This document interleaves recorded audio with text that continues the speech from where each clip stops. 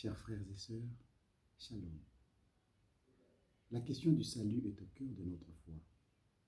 Qui sera sauvé?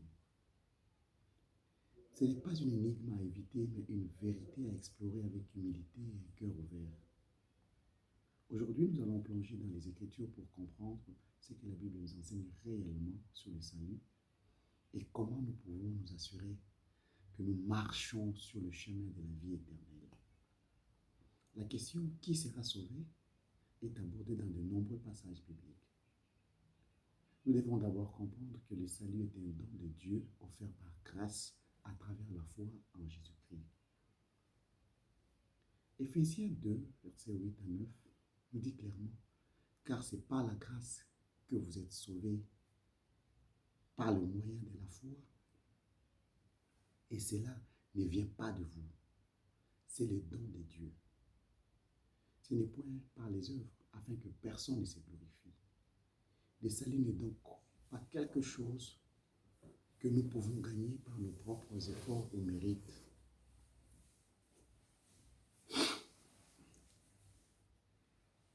Cependant, la foi véritable implique une transformation de notre vie. Jacques 2, verset 6 nous rappelle « Comme le corps sans esprit est mort, de même la foi sans les œuvres est morte. » Nos actions doivent refléter notre foi. Cela ne signifie pas que nos œuvres nous sauvent, mais qu'elles sont la preuve que notre foi est vivante et authentique. Le salut transforme notre cœur et nous pousse à vivre d'une manière qui honore Dieu. La repentance est également essentielle. Luc 13, verset 3 nous avertit « Si vous ne vous repentez, vous périrez tous également. » Et la repentance signifie se détourner du péché et se tourner vers Dieu. C'est reconnaître que nous avons péché contre lui et désirer sincèrement changer. La repentance est un acte de l'esprit et du cœur qui conduit à une nouvelle direction dans notre vie. De plus, persévérer dans la foi est crucial.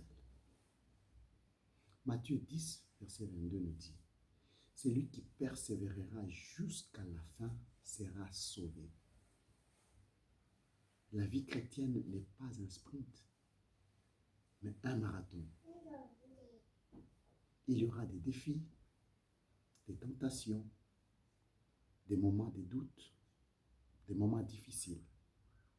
Mais ceux qui restent fidèles à Christ, même au milieu des épreuves, démontreront la réalité de leur salut.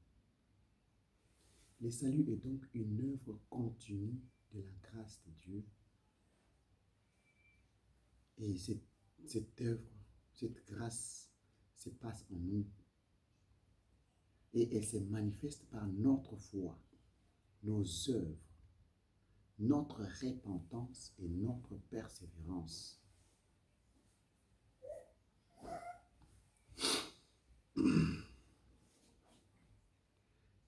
Alors, qui sera sauvé?